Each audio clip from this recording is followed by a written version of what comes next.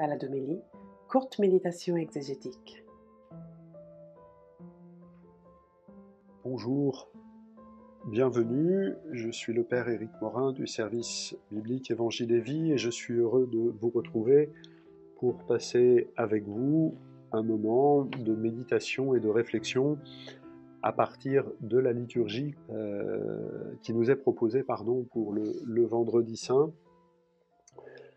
Une liturgie silencieuse, solennelle, somptueuse, avec des textes extrêmement forts, extrêmement riches, notamment ce grand poème que nous appelons le poème du serviteur souffrant, Isaïe 52 à 52-53, la fin de 52 jusqu'à 53.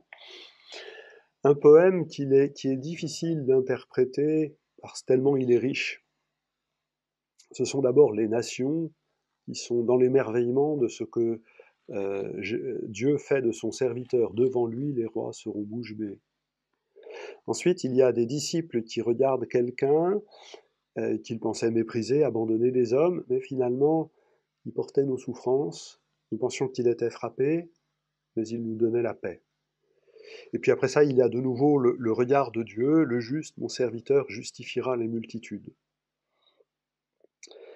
Alors, qui est ce serviteur ? Pour la tradition juive, et sûrement pour le prophète Isaïe, ce serviteur, c'est Israël. Israël, le peuple dispersé par l'exil, est restauré par le retour à Jérusalem.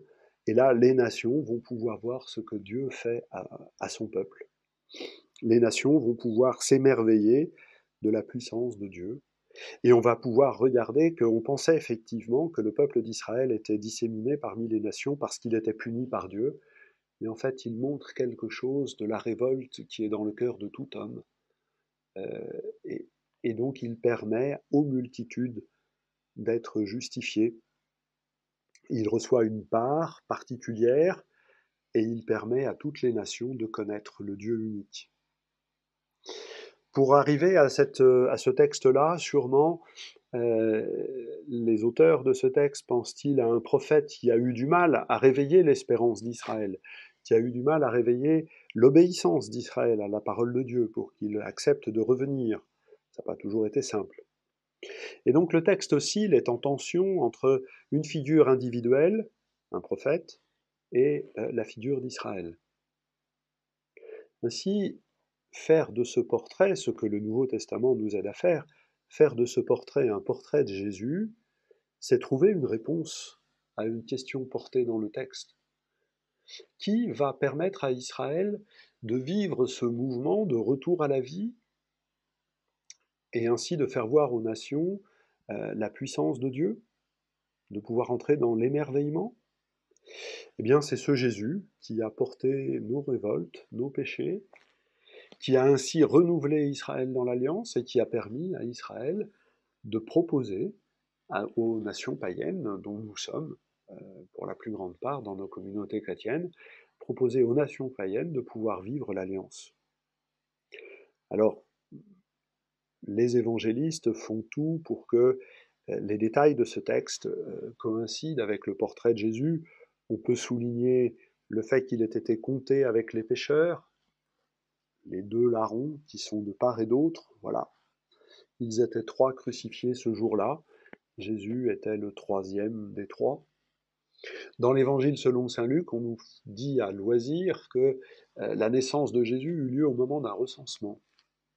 Quand on a compté tous les pécheurs, Jésus était du nombre.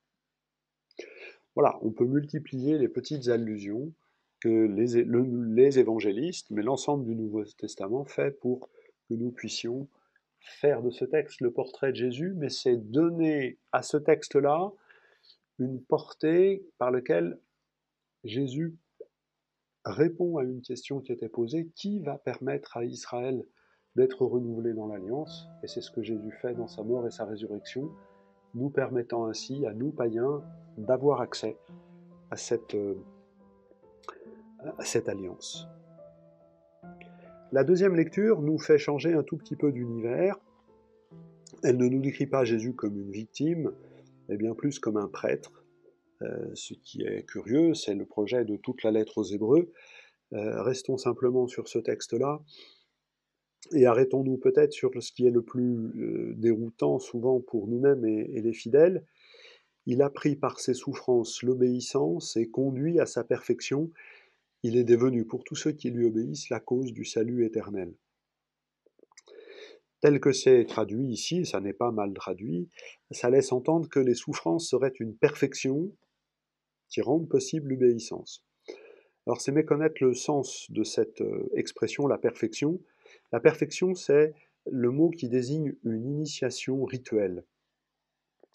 Les grands prêtres, et ça nous est dit à plusieurs reprises dans le Lévitique, les grands prêtres connaissent une initiation, une consécration, une investiture, à la suite de quoi ils ont les mains pleines de l'offrande de Dieu, et le terme qui est traduit dans la Bible grecque pour dire qu'ils ont les mains pleines, c'est le mot de perfection.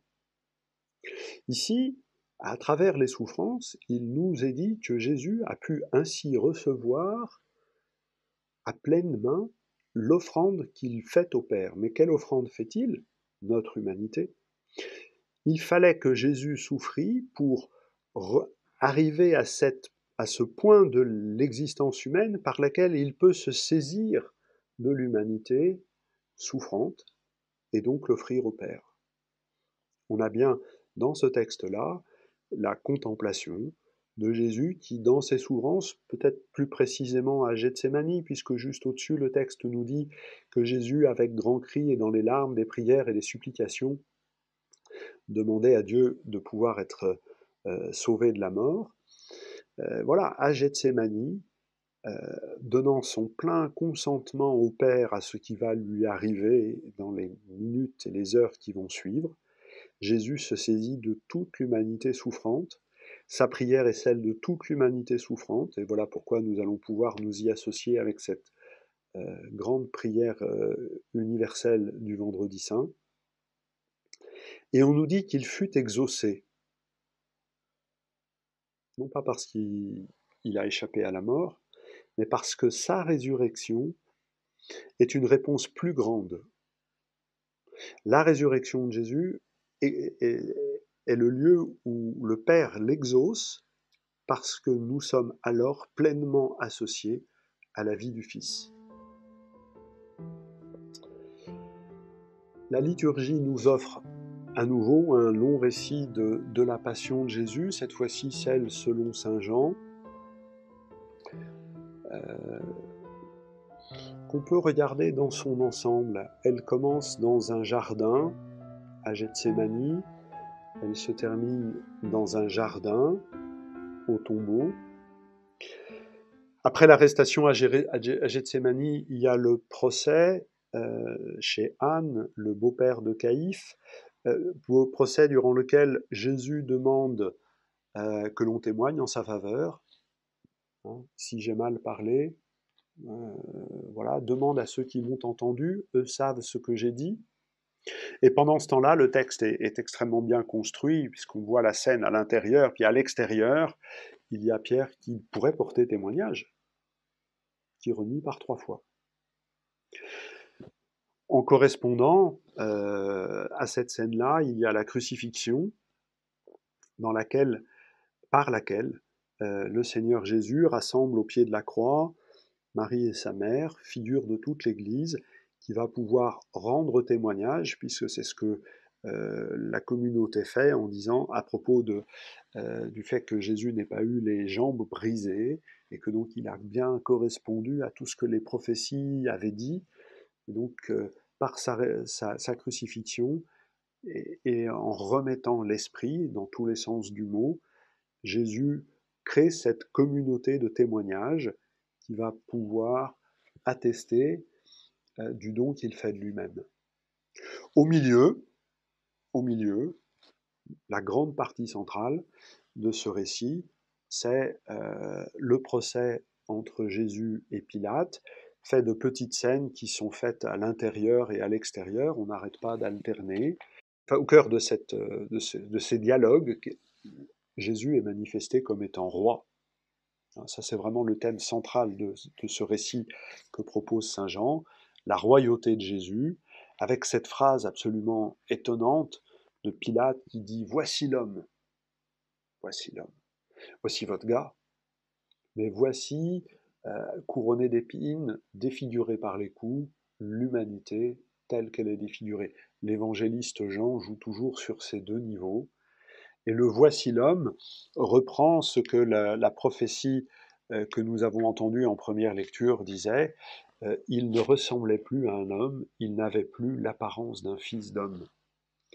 Ce Jésus défiguré, c'est le roi de l'univers qui vient plus humain que nous, nous restaurer dans toute notre humanité.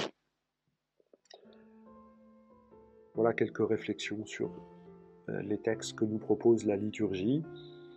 Je vous souhaite à tous un moment de recueillement et d'adoration du Seigneur qui vous permettent de vivre ces jours saints pleins de force et de grâce. À bientôt.